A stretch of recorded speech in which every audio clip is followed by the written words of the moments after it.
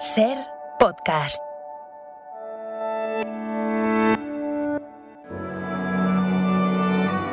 Bienvenidos a Sucedió una noche, un programa dedicado al mejor cine de todos los tiempos. I wanna hide from the sun, I wanna live in the dark, I wanna go to the movies. Nobody's waiting outside, but I feel alright, 'cause I'm here on my own. I can kiss Marion and Jane, I can sing in the rain, I can be Superman. I'll never come out again. Las estrellas míticas, los grandes directores, las películas inolvidables. Dirige y presenta Antonio Martínez. Muy buenas y bienvenidos a Sucedió una noche. Al protagonista del programa de hoy muchos le conocimos jugando a la ruleta rusa en Vietnam junto a Robert De Niro. Adelante. No. No, más no. Es una locura. Hemos de salir de aquí. Hay un agujero vacío en el tambor. Un agujero vacío. Adelante. También vamos a hablar de un gran clásico del cine europeo que seguro muchos reconocerán escuchando una simple frase. Algo había de cambiar para que todo siguiese como estaba. La hora de la revolución pasó. Confiemos que la Italia nacida hoy también en Donna Fugata pueda vivir y prosperar. Charlaremos con la actriz Bruna Cusí, jugaremos a las películas y en la sección de Jack Bourbon traemos hoy una película de Luis Buñuel. Perdone, ¿usted ha visto alguna película de Luis Buñuel?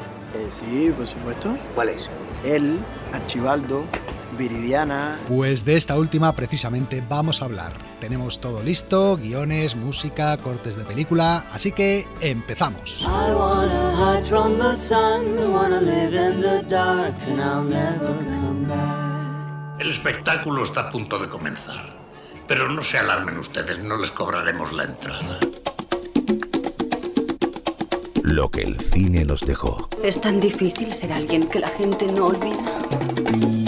El próximo martes, día 28, se van a cumplir 60 años del estreno de una de las grandes películas de todos los tiempos, El Gato Pardo, dirigida por Luchino Visconti en 1963. Según una encuesta entre profesionales que hizo el diario británico The Guardian, El Gato Pardo fue votada como la mejor adaptación al cine de una novela de toda la historia del cine. ¿Os apetece que la recordemos?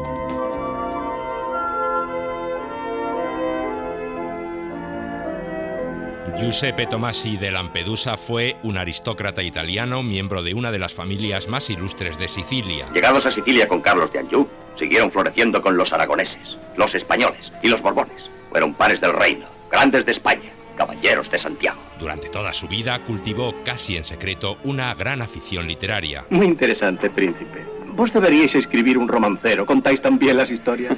En vida no publicó ninguno de sus escritos, relatos cortos y ensayos en su mayor parte, además de una única novela, El Gato Pardo, que terminó pocos meses antes de su muerte en 1957. Su idea era rescatar con ella un mero episodio familiar que vivió su abuelo durante la época del Risorgimiento. Un hombre ilustre por su antigüedad, por el prestigio personal del que lo lleva. Lampedusa no fue consciente nunca de estar escribiendo una de las novelas más importantes de su tiempo, el retrato del trauma sufrido por la aristocracia en los años de la unificación italiana. No somos ciegos de espíritu, solamente seres humanos, en un mundo en plena transformación. ¿Qué hemos de hacer? A la Iglesia le ha sido hecha una promesa explícita de inmortalidad. A nosotros como clase social no. Las perspectivas de sobrevivir todavía 100 años equivalen a una eternidad. El director Luchino Visconti tenía muchos puntos en común con Lampedusa. Su linaje, así me lo han contado, es antiguo. Visconti pertenecía a una familia noble de Milán que, como Lampedusa, también vio derrumbarse el mundo en el que creció.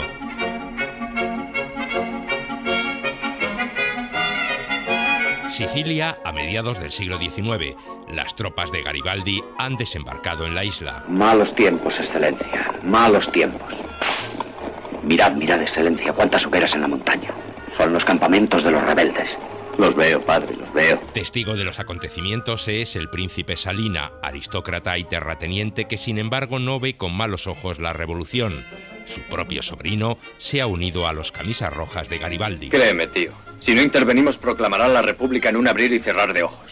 Si queremos que todo quede como está, es preciso que cambie todo. ¿Me explico? Y es así como llega a la conclusión de que hay que adaptarse a los nuevos tiempos para poder conservar sus privilegios. ¿Sabéis lo que sucede en nuestro país?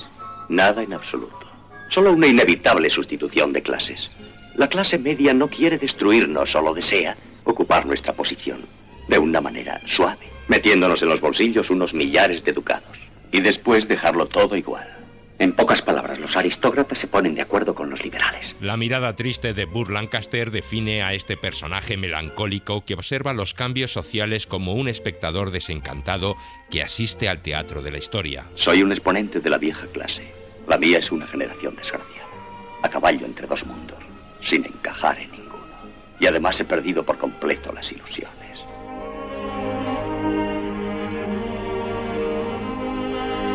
Luchino Visconti quería para el papel de Salina a Nikolai Cherkasov, un actor ruso que había trabajado con Eisenstein en Iván el Terrible y Alexander Nevsky. Sin embargo, había un acuerdo previo con la Fox para que distribuyera la película en los Estados Unidos y ese acuerdo implicaba que el protagonista debía de ser un actor americano. En la Fox le dieron a elegir entre Anthony Quinn, Gregory Peck y Burt Lancaster. No me gusta ninguno de los tres. Burt Lancaster es un vaquero, es un cowboy, vulgar, es un acróbata de circo, no puede ser un noble italiano nunca. Hasta que Visconti vio a Lancaster haciendo de juez nazi en la película Vencedores o Vencidos y cambió de opinión, decantándose por él. El director eligió para los otros papeles principales a dos jóvenes estrellas con las que ya había trabajado en Rocco y sus hermanos. Por un lado, Alain Delon, que da vida al sobrino del protagonista. Si no os importa tener a Garibaldi como compañero de armas, él solo tiene un deseo: luchar a vuestro lado. Son palabras suyas, de Garibaldi. Y además no podía imaginarme que resultara tan fatigoso. Nunca he caminado tanto en mi vida.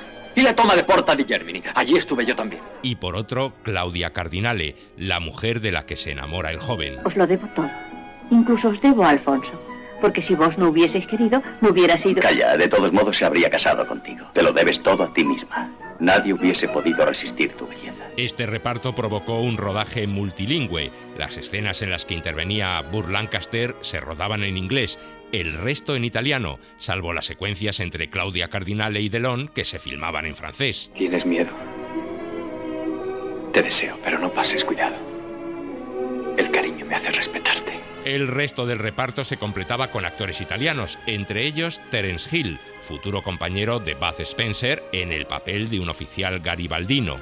Antes de filmar, el director pasaba revista a los extras, examinándolos de pies a cabeza. No, guardi, tú que eres alto y rubio con los garibaldinos, y tú que eres moreno y bajo con los borbones. Para las escenas de guerra, Visconti quería que los garibaldinos fueran altos y rubios y los partidarios de los borbones de baja estatura y morenos.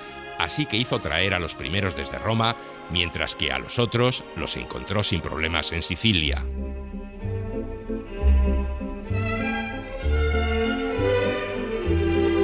La escena más recordada de la película es la del baile. Fabrizio, qué alegría volver a veros. Habéis llegado pronto, pero tranquilízate. Vuestros invitados no han venido todavía. El príncipe y su familia acuden a un palacio donde se celebra una gran fiesta con toda la nobleza siciliana.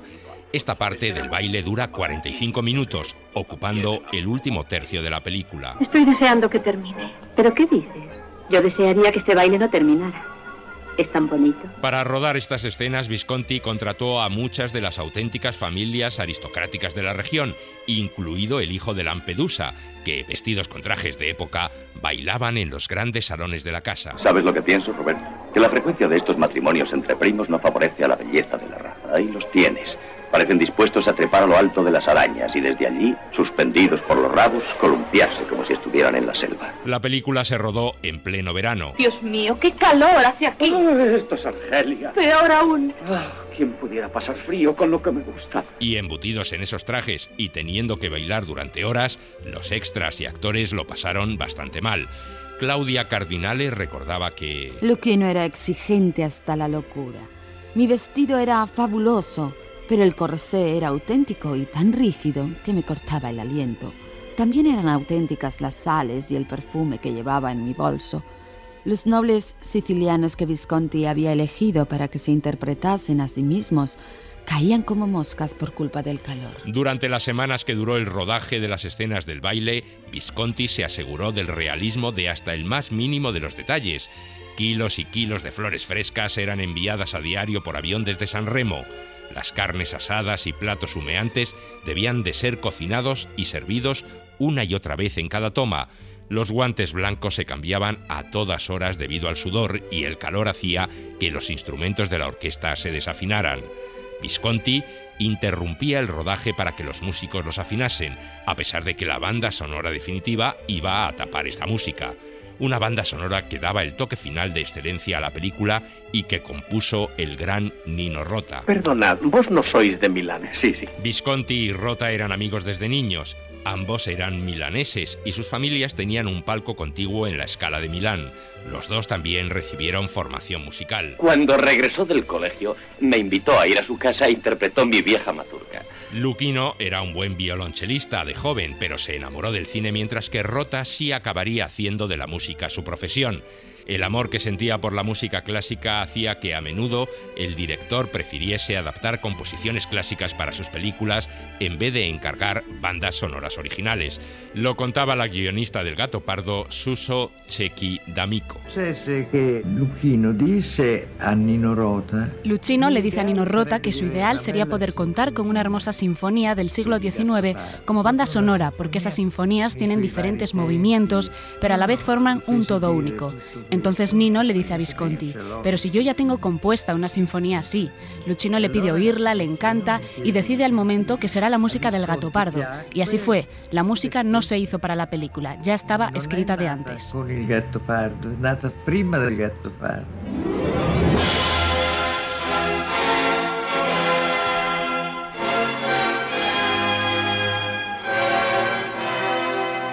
La película se estrenó en Italia el 27 de marzo de 1963.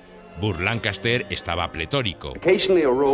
A veces una película y un personaje son tan valiosos que los actores queremos gritarlo a los cuatro vientos. He tenido el privilegio de trabajar en una película así y con uno de los mejores papeles de mi carrera. Se llama El Gato Pardo. Antes de llegar a los cines, sin embargo, hubo ciertos problemas en Sicilia que amenazaron con boicotear su estreno. El cardenal de Palermo leyó una carta pastoral desde el púlpito en contra de la película. Carissimi fratelli, hay dos razones para comprender la decadencia de Sicilia. La primera es la mafia, y la segunda, el Gato Pardo. Que esta obra haya sido llevada al cine por un director marxista, por un director amoral como Visconti, contribuirá más a la nuestra decadencia. Pero aquello no evitó que El Gato Pardo acabara siendo un gran éxito en Italia y en la mayoría de países europeos, y en el Festival de Cannes ganó la Palma de Oro de aquel año. En cambio, en Estados Unidos, la película fue un fiasco. La Fox realizó un nuevo montaje y cambió el Technicolor de la versión original por un proceso de color deluxe que era inferior pero más barato. Todo ello despertó la ira de Visconti. La versión americana del Gato Pardo ha sido preparada sin mi supervisión. Ha sido cortada de mala manera y los actores han sido doblados con voces que no corresponden a los respectivos personajes. Además, sus colores suaves han sido procesados en unos tonos inapropiadamente brillantes, como si se tratara de un espectacular film hollywoodiense. Con el tiempo, El Gato Pardo se convirtió en un clásico, una de las mejores películas europeas de su tiempo. 60 años después de su estreno, todavía sigue deslumbrando con su espléndida puesta en escena, unas interpretaciones impecables, la belleza de su música y una exquisita ambientación. ¡Qué grande es este palacio! ¿Cuántos salones tendrá? Nadie lo sabe, ni siquiera el tío. Imagínate, dice que un palacio donde se conocen todas las habitaciones no es digno de ser habitado. Sin olvidarnos de la interesante reflexión que plantea sobre las mutaciones sociales en una época histórica que en el fondo no resulta tan distinta a la actual. Fuimos los gatos salvajes, los leones. Los que nos sustituyan serán chacales, alimañas, y todos juntos. Alimañas, chacales, leones y gatos salvajes. Continuaremos creyéndonos la sal de la tierra.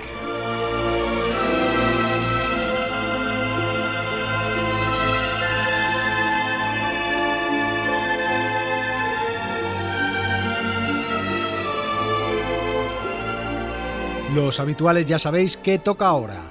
nuestro juego de las películas. ¿Hay muchos más arriba de las cataratas? Sí. ¿Son peligrosos? Sí. ¿No frente a la pólvora y las balas? No. He visto jesuitas allí.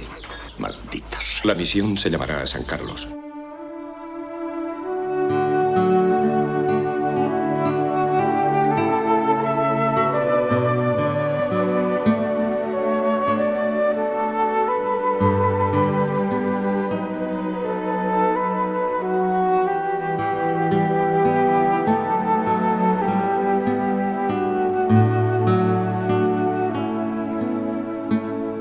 El asesino le puso un cubo debajo y no paró de servirle. Se tomó su tiempo. El forense ha dicho que pudo haber sufrido esta tortura 12 horas. La víctima tenía la garganta hinchada, seguramente del esfuerzo. Hubo un momento en el que se desvaneció.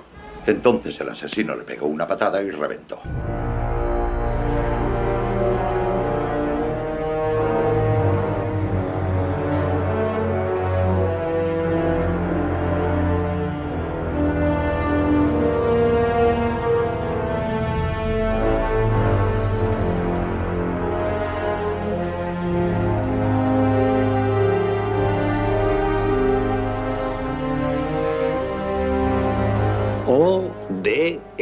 ODESSA, la Organización de Antiguos Miembros de las SS. Fue formada al final de la guerra para ayudarles a desaparecer. La guerra terminó hace más de 20 años, pero Odessa ha crecido como una tela de araña. Watch me now, here I go. All I need's a little snow. Starts me off, sets the theme, helps me dream my Christmas dream. Every year I dream it, hoping things will change. An end to the crying, the shouting, the dying. And I hope you will dream it too. It's Christmas, remember, we've got to remember. So light the light, I'm home tonight. I need you to warm me, to calm me, to love me, to help me to dream my Christmas dream. Bueno, yo creo que hoy había dos fáciles y una difícil. Empezábamos con una bastante asequible, La Misión, la película de Roland Joffé, estrenada en 1986 y a la que puso música Ennio Morricone. En la segunda escena, Morgan Freeman y Brad Pitt encontraban a una de las víctimas del asesino de Seven, la película de David Fincher que tenía banda sonora de Howard Shore. Y la última era la difícil, pero había una buena pista ya que su título se decía en el diálogo. Era Odessa, una película de los años 70 en la que John Boyd iba a la caza de un antiguo nazi protegido por esa organización. Los oyentes más atentos quizás recuerden que la semana pasada, cuando hablamos de Andrew Lloyd Webber, decíamos que aparte de sus musicales, el compositor era autor de 2 bandas sonoras. Pues bien, esta es una de ellas, y en su partitura incluía esta canción navideña que suena de fondo, interpretada por Perry Como. Dale un título y lo escribirá. Enciclopedia Curiosa del Cine. Parece más una bomba que un libro. Hoy nuestra enciclopedia dedica su capítulo a uno de los secundarios más prolíficos del cine de las últimas décadas, Christopher Walken. La próxima semana, en concreto el día 31, el actor cumple 80 años y para celebrarlo vamos a recordar su figura y su trayectoria cinematográfica. Ha trabajado en más de 100 películas y sin embargo asegura que nunca quiso ser actor. En realidad nunca pensé en dedicarme a ser actor hasta que tuve 25 años. Yo lo que quería era bailar, actuar en espectáculos de baile y no pensé realmente en ser actor hasta que de hecho ya lo era. Es cierto, Christopher Walken iba para bailarín y con apenas 10 años ya bailaba claqué con sus 2 hermanos en teatros y programas de televisión. Empecé muy joven junto a mis hermanos. Mi madre fue quien nos animó y fue una bendición porque me dio un oficio al que dedicarme el resto de mi vida. Walken ha podido demostrar sus habilidades para el baile en películas musicales como Hairspray o Dinero caído del cielo. Un poco de dinero y un poco de afecto. Es todo lo que necesita un hombre, lo que necesita América. Un poco de dinero y un poco de cariño. ¡Yupa! Sin embargo, donde mejor muestra su técnica danzarina es en el videoclip de Fatboy Slim, Weapon of Choice, dirigido por Spike Jonze, y en el que el actor baila y vuela literalmente por el vestíbulo de un hotel con una coreografía diseñada por él mismo. Este vídeo ganó en 2002 el premio al mejor vídeo musical de todos los tiempos, según la cadena de televisión VH1, y os recomendamos que lo busquéis en YouTube porque no tiene desperdicio. Yo había hecho un par de películas musicales y supongo que Spike Jonze las habría visto. El hecho es que fue fantástico.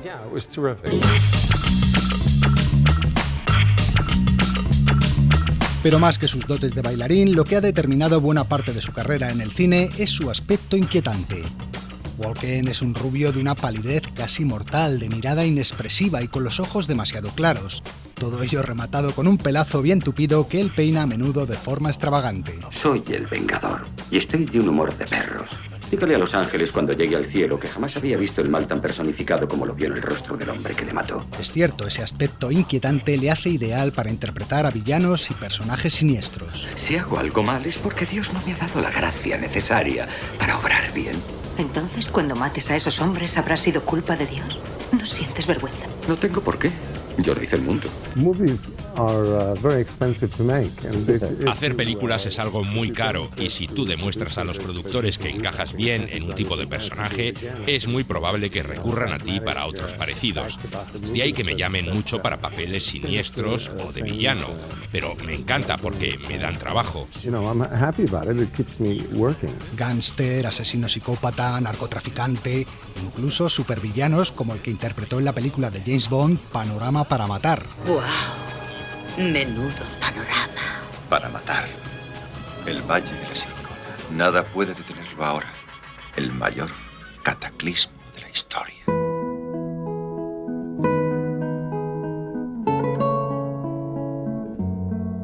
Chris Walken empezó su carrera, como él contaba, bailando en shows televisivos y como chico del coro en musicales de Broadway como West Side Story.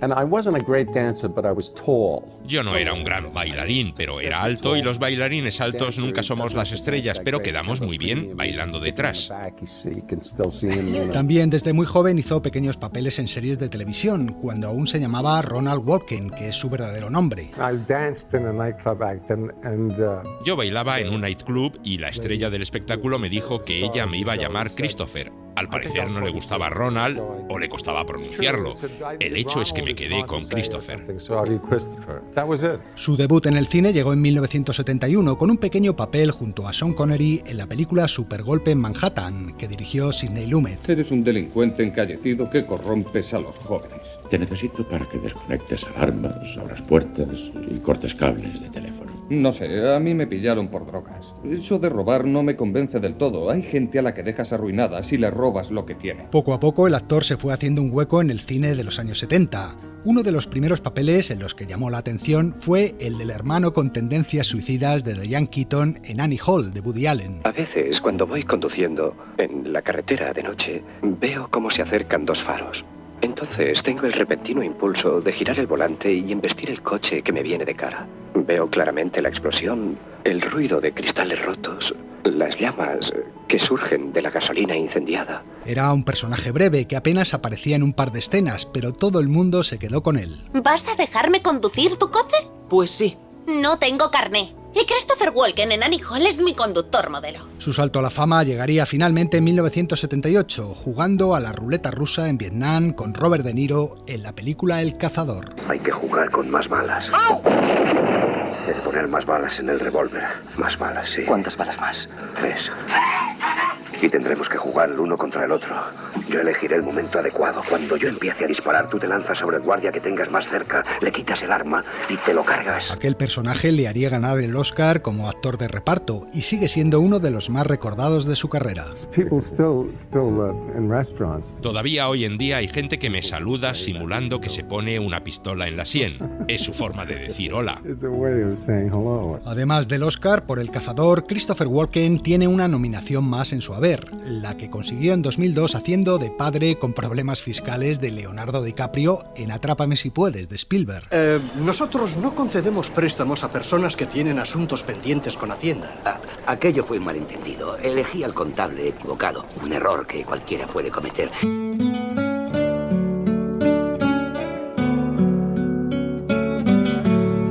Michael Cimino, el director de El cazador, le dio en 1980 uno de los papeles principales de ese western atípico que fue La puerta del cielo. Nos desplazan a nosotros y a nuestro capital. Esos emigrantes solo pretenden ser granjeros, pero nosotros sabemos que muchos son ladrones y anarquistas que nos roban el ganado en nuestras propiedades. Pero su futuro en el cine americano no iba a estar entre los protagonistas, sino casi siempre como actor secundario. A menudo en papeles de villano o de mafioso, como decíamos antes, pero brillando prácticamente en todos los géneros. Sus expresiones y gestos tan particulares le hacen, por ejemplo, muy valioso para la comedia. Aquí le tenemos convirtiendo en gato a Kevin Spacey en la película 7 vidas. Peso 4,5 kilos y estoy recubierto de pelo. ¿Qué más podrías hacerme? Este gato no ha sido operado. Ni se te ocurra. Oh, ¿debería llevarlo al veterinario? Yo mismo le castraré. A veces su participación en una película es breve, casi de cameo, pero como ocurría en Annie Hall, resulta inolvidable. Cabalgaba sobre un corcel negro. Solo con mirarle se te helaba la sangre. Incluso hoy el bosque del oeste es un lugar encantado, donde los hombres valientes no se aventuran. Así le vimos haciendo de jinete sin cabeza en Sleepy Hollow, de Tim Burton, o torturando a Dennis Hopper en la mejor escena de Amor a quemarropa, de Tony Scott. ¿Ve este puño? Duele, ¿verdad? Que te partan la nariz. Es algo horrible. Notas cientos de punzadas en el cerebro y los ojos se te llenan de lágrimas. No es nada divertido. Y cómo no recordar su aparición en Pulp Fiction de Tarantino, entregándole al niño, que luego será Bruce Willis, el reloj que guardó de su padre muerto. Tu padre decía que este reloj te pertenecía por nacimiento. Le cabreaba que cualquier amarillo pusiera sus grasientas manos sobre la herencia de su hijo, así que lo escondió, empleando el único lugar en que podía, su culo. 5 largos años llevó este reloj metido en el culo. Uno de los directores que mejor ha sabido sacarle el jugo a Christopher Walken ha sido Abel Ferrara, dándole algunos de los mejores papeles de su carrera. Traficante de drogas en El Rey de Nueva York, vampiro en La adicción o jefe mafioso en El funeral. Hay una vieja tradición. Dicen que las heridas de la víctima sangran si su asesino entra en la habitación. Por eso los gángsters nunca van al funeral de su enemigo. Ha habido años en los que Walken estrenaba 5 o 6 películas, y es que el actor lo acepta todo, aunque sean películas de segunda fila. Considera cada personaje como una experiencia de aprendizaje. No tengo hijos, no tengo aficiones, no me gusta viajar. Realmente lo que más me gusta es trabajar. Christopher Walken es un hombre dicharachero al que le gusta hablar con la prensa o participar en programas de televisión. Aunque hay una cosa de la que casi nunca habla. Ya no se puede hacer nada y no quiero hablar de ello. Y es de la muerte de la actriz Natalie Wood, que él vivió muy de cerca. Estás casada con el primer hombre en la historia del mundo que tiene la ocasión de investigar científicamente el hecho más espantoso al que una persona ha de enfrentarse. Tengo el deber de hacerlo, Karen, y tú me ayudarás. Pero debes prometerme que nunca me volverás a abandonar. Prometido. Esta es una escena de la película Proyecto Brainstorm, que Christopher Walken y Natalie Wood rodaban cuando ella falleció. Walken estaba en el yate junto a la actriz y su marido Robert Wagner cuando ella se ahogó. ¿Quién viene a bañarse conmigo? Robert Wagner sospechaba que Christopher y su mujer mantenían un romance a sus espaldas, y algunos piensan que fue aquello lo que pudo desencadenar la tragedia y no un simple accidente como dice la versión oficial. Styles keep a-changing, the world's rearranging, but Edna, you're timeless to me. Unas cuantas curiosidades para completar el retrato de Christopher Walken. El actor es heterócromo, es decir, cada uno de sus ojos es de un color distinto, uno azul brillante y el otro de color avellana. Con 15 años pasó una breve temporada trabajando como domador de leones en un circo. Lleva casado casi 55 años con su mujer Georgianne, una reputada directora de casting a la que conoció cuando ambos bailaban en Broadway en el musical West Side Story. Y una cosa bastante curiosa, Chris Walken es un completo negado para la tecnología, pero hasta puntos difíciles de creer. No tengo teléfono móvil, no tengo ordenador, nunca he mandado un email o un WhatsApp. Tengo teléfono fijo en casa y alguna vez en el set de rodaje alguien me ha prestado un móvil, pero yo no tengo. Más curiosidades. El director George Lucas ha declarado que Walken era su segunda opción para hacer de Han Solo en la primera trilogía galáctica. Habría sido un Han Solo muy diferente, más parecido a Chewbacca. Chewbacca. Y en los años 90 el actor escribió y protagonizó una obra teatral sobre su gran ídolo, Elvis Presley. Cuando hice Batman Vuelve, pasaba mucho tiempo libre en mi tráiler y me leí una veintena de libros sobre Elvis y a partir de ahí escribí una obra teatral sobre él. Le hemos visto últimamente en la serie de televisión Separación y próximamente le veremos en el cine encarnando al emperador Saddam IV en la segunda parte de Dune, la película que dirige Denis Villeneuve. Este es Christopher Walken, a punto de cumplir 80 años, un actor que gracias a sus icónicas interpretaciones se ha ganado un lugar en los corazones de los aficionados al cine de todo el mundo.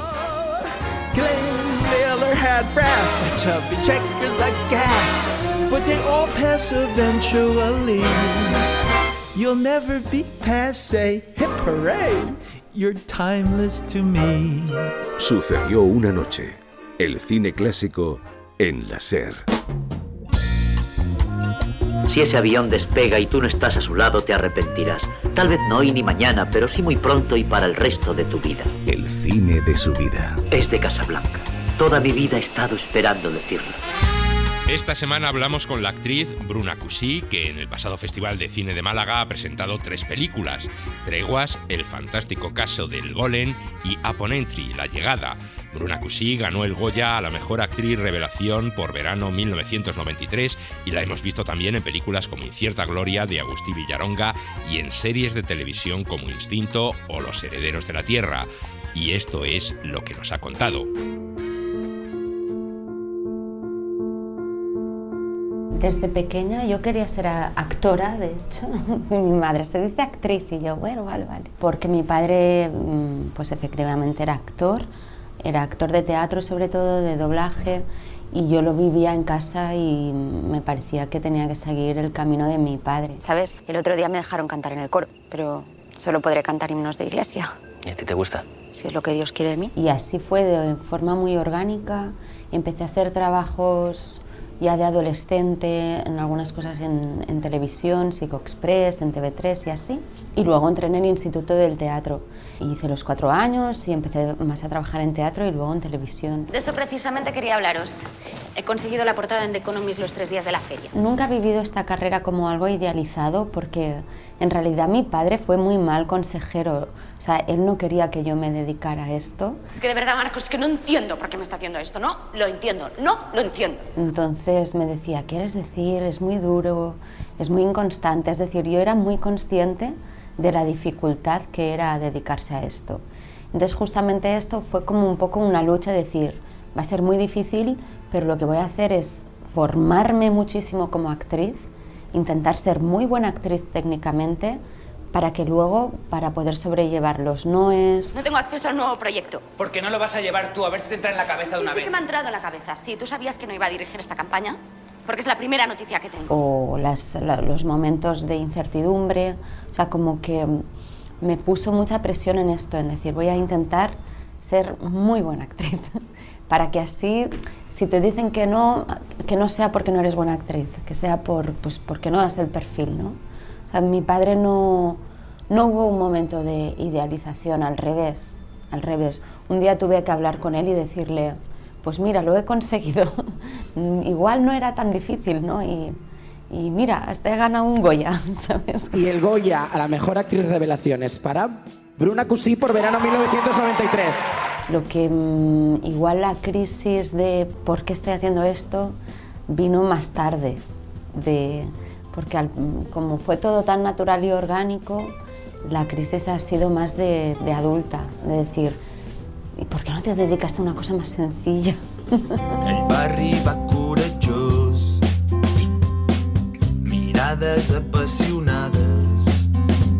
La carrera es lo que te va llegando y lo que tú decides. Tampoco tengo muchas oportunidades de decidir esto sí, esto no. Lo siento, os han informado mal. Sí que es verdad que las cosas que he decidido no hacer igual pues me aportaban dinero y me hubiesen permitido vivir un poco mejor, pero no, si la rechacé fue porque realmente pensé que no sería feliz haciendo esos proyectos, que lo iba a pasar mal, que tendría que luchar demasiadas cosas para estar cómoda. Entonces eso yo sí que no me arrepiento nada de las cosas que he dicho que no. Cuando queráis contármelo ya sabéis dónde estoy. Pero esta noche tenemos una cena con ellos en Lucio. Y no hace falta que os diga lo importante que son estas portadas para nosotros. Yo creo que cuando ya tenga 60 años, 70, pues miraré atrás y diré, ah, mira, escogí más o menos bien aquí, aquí. Bueno, esto lo hice como para pagar el alquiler, ¿no? Esto tal, pero intento como cuidar el hecho de que los proyectos que llegan, verme, imaginarme haciéndolos y verme si voy a estar contenta y feliz haciéndolos. Y parto de esto. ¿Y qué vas a hacer? ¿Vas a estar huyendo toda tu vida como yo? ¿Vas a negarte a aceptar la realidad? Las cosas van como van. Estoy ya un poco relajada al buen futuro, ¿no? Ha coincidido estas 3 películas, en realidad sí que hay algo más a nivel personal, decir, ostras, voy a estar muy expuesta durante solo una semana, ¿no? La gente se va a hartar de mí, pero luego pensándolo digo, bueno, hace 2 años que no estaba estrenando nada, entonces, bueno, las cosas normalmente a mí me llegan en paquetitos de varias, porque cuando estrené Verano también estaba con Inserta Gloria, o sea, fue como por bloques, y me he acostumbrado un poco a este tipo de sucesos curiosos. La verdad es que lo estoy disfrutando.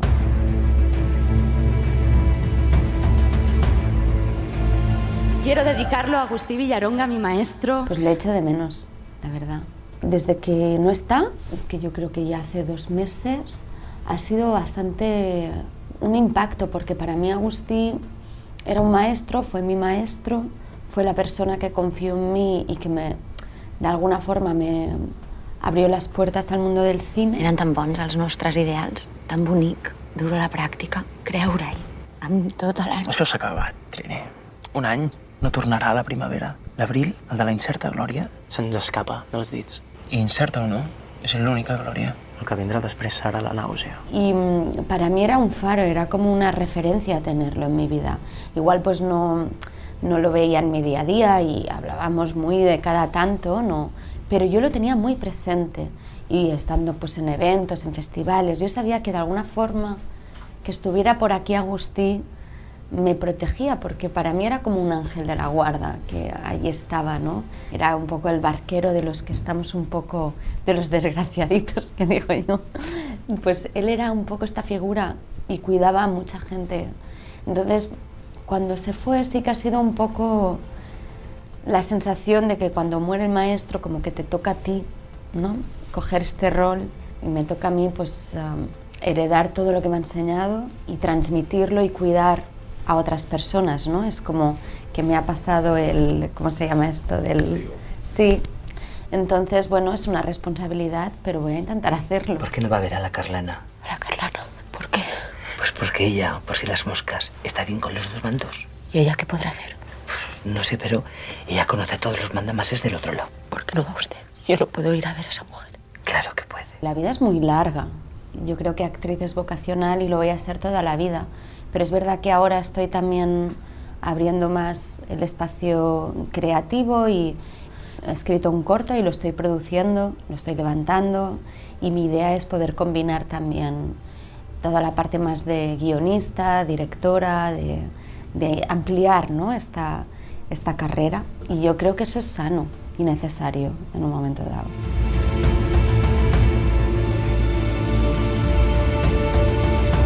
Sucedió una noche. El cine clásico en la SER.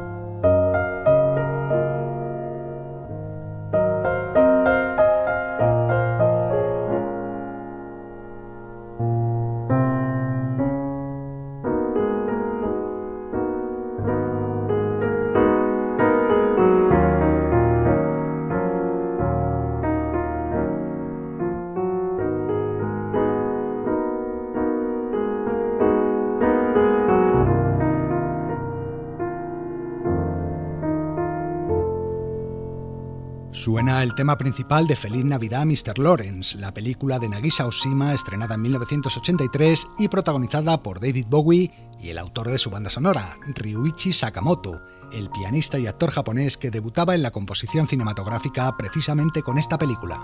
Pero seguimos, llega el momento de Jack Bourbon.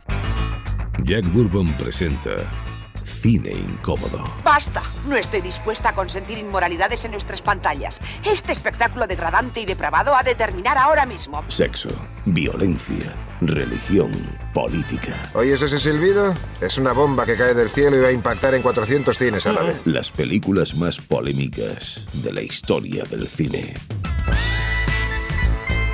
¿Qué tal, amigos? La semana pasada hablábamos en esta sección de Senderos de Gloria de Stanley Kubrick y decíamos que el director americano se va a convertir en el más habitual de esta serie con títulos como Lolita, Senderos o La Naranja Mecánica. El director de la película que os traigo hoy también es de los que repiten, ya que la fuerza de sus imágenes y el sentido crítico que ponía en ellas hicieron que su carrera estuviera también jalonada de escándalos. Me refiero a Luis Buñuel. Hace unos meses hablábamos de La Edad de Oro, pero no fue la única de su filmografía que sufrió censura, resultó prohibida o dio pie a diferentes polémicas.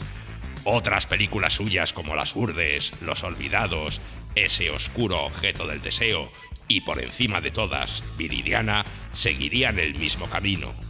De esta última, Viridiana, os vamos a hablar hoy. ¡Cuánta riqueza de lujo! A ver si llegan los señores y nos cogen. Dominus Ubiscum. Hasta mañana no vuelven, que se lo oí decir al chofer. No apurarse. Esto lo dejamos nosotras como una patena antes de que venga. ¡Pasa la bota! De las varias escenas famosas que hay en Viridiana, quizá la más recordada y polémica sea la de la cena de los mendigos. Los pobres del albergue entran en la casa de los señores y se montan una opípara cena seguida de una juerga con música y bailes. Melina nos va a sacar un retrato a todos como recuerdo. ¿Y con qué máquina? Con una que me regalaron mis papás. Con él se ha hecho la... Los pobres se sientan en la mesa en la misma posición que los apóstoles en la última cena, con el mendigo ciego ocupando el lugar de Cristo. Una imagen que causaría un gran escándalo en su tiempo, pero lo cierto es que Buñuel no tenía ninguna intención de provocar con ella. Se le ocurrió en el último momento al ir colocando a los personajes y lo único que buscaba con la escena era el parecido estético con el cuadro de Leonardo da Vinci que él tanto admiraba. Lo contaba Fernando Rey. Luis me enseñaba siempre el cuadro de Leonardo, que le impresionaba muchísimo. Con esas manazas que tenía me enseñaba, mira, esto, los personajes aquí. Pero empecemos por el principio.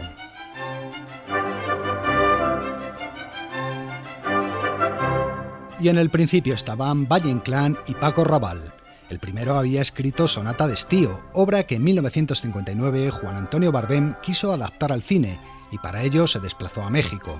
Paco Raval era el protagonista y estando en México no podía menos que visitar a su amigo Luis Buñuel, con el que había trabajado en Nazarín y que desde hacía años vivía exiliado en aquel país. Como estaba sordo, pues los amigos ya le entendíamos por el movimiento de los labios, por un gesto, y los demás tenían que hacer un esfuerzo para que lo entendieran. Por eso me decía, Paco, no me presentes a nadie. Todos los amigos querían que yo se lo presentara.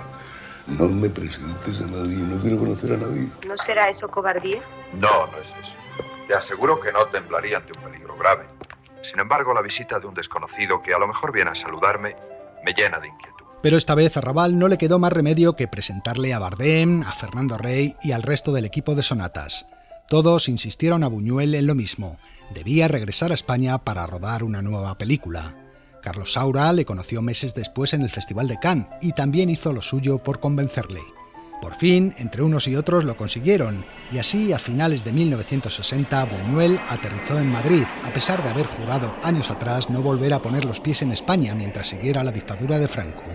El director regresaba a su país cargado de buena voluntad política y artística. Cuando era joven, estaba lleno de ideales. Quería hacer algo grande en beneficio de los demás.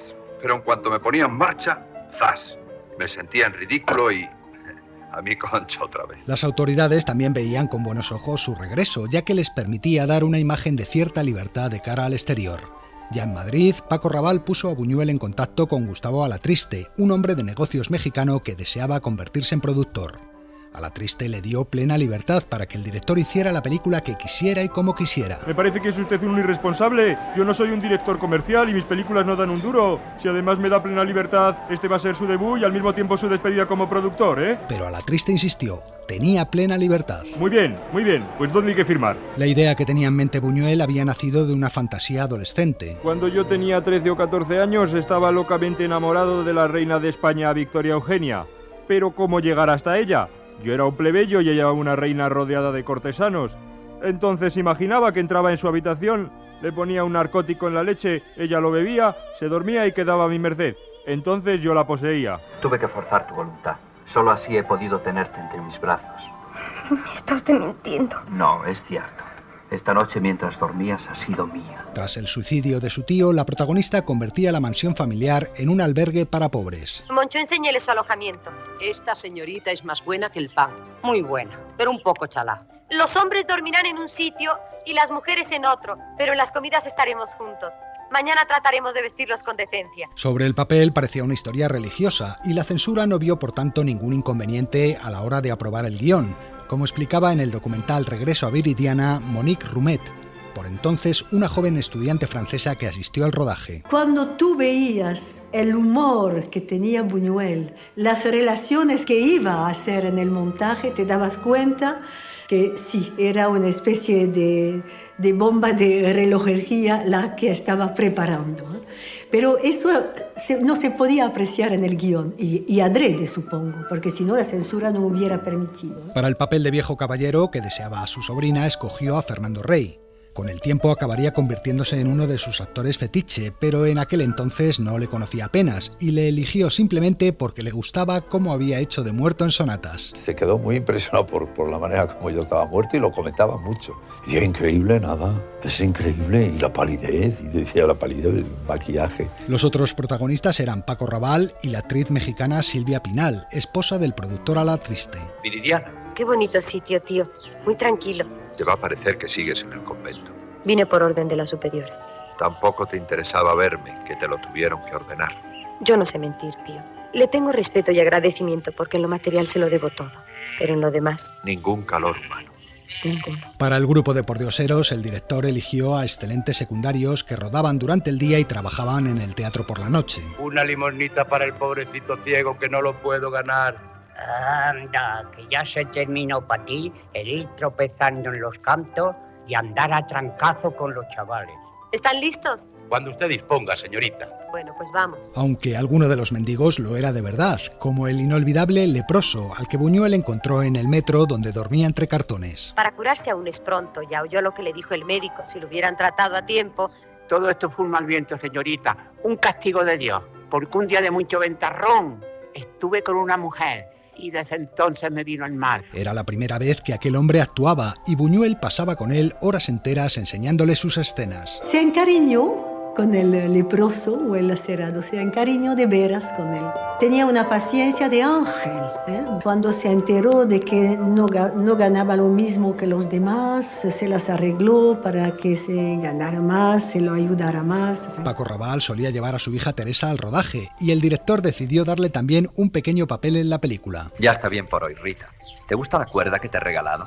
Se salta mejor porque tiene mangos. Anda, vete a jugar. Yo creo que es una de las cosas más importantes que me ha ocurrido a mí en mi vida, poder trabajar con Buñuel, ¿no? La película se rodaba en la Quinta del Pardo, a pocos kilómetros de la residencia de Franco. Tiene usted muy abandonados los campos, tío. Desde hace 20 años las hierbas se han hecho dueñas de todo. Y en la casa, aparte del primer piso, se reproducen muy bien las arañas. El rodaje fue todo un acontecimiento. Carlos Saura y otros jóvenes directores no se perdían detalle del trabajo del maestro, y el plató siempre estaba lleno de escritores e intelectuales que venían a exhibir su amistad con Buñuel. A él no le gustaban mucho y prefería compartir la comida con los extras y el equipo técnico. Además, implantó una buena costumbre. Después de comer, se hacía la siesta. Jugaba un poco de su edad, ya tenía los 60, ya estoy un poco viejo. Era una especie de pater familias para todos aquí. El rodaje transcurrió en el tiempo previsto, tranquilamente, sin que hubiera ningún problema. Y bien, hicimos Viridiana entre risas, porque él es muy bromista, Buñuel y todo eso, y luego ya llegó el momento de ir a Cannes. Y en Cannes estalló la tormenta.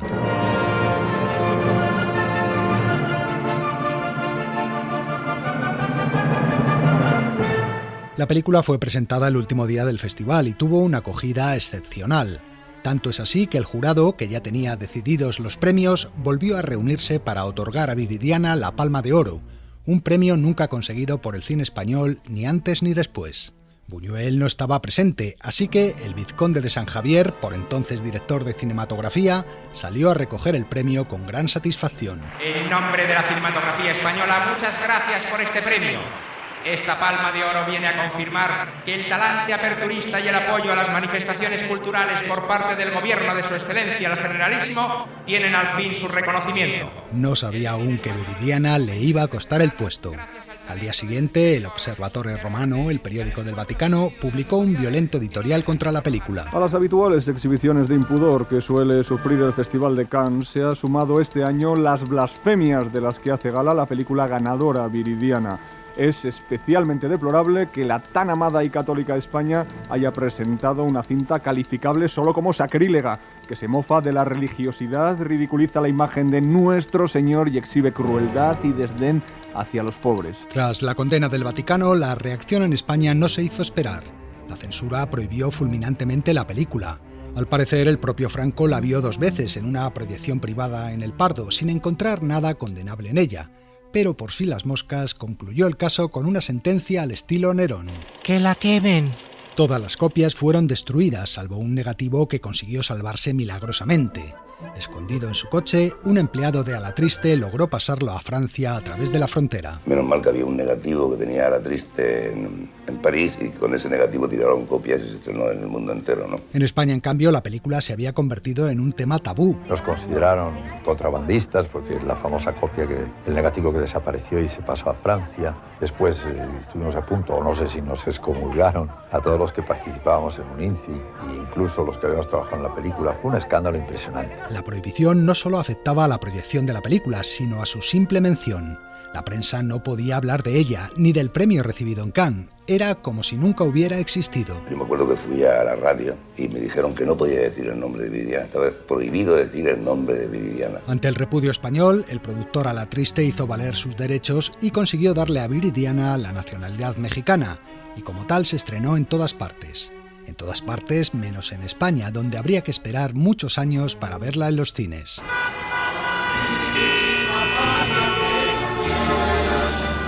El 9 de abril de 1977, una larga caravana de coches recorría las calles de Madrid ondeando banderas rojas.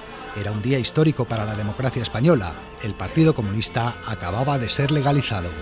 Al pasar la caravana por la calle Fuencarral, pocos se fijaron en un grupo de personas que hacía cola ante el cine Roxy A.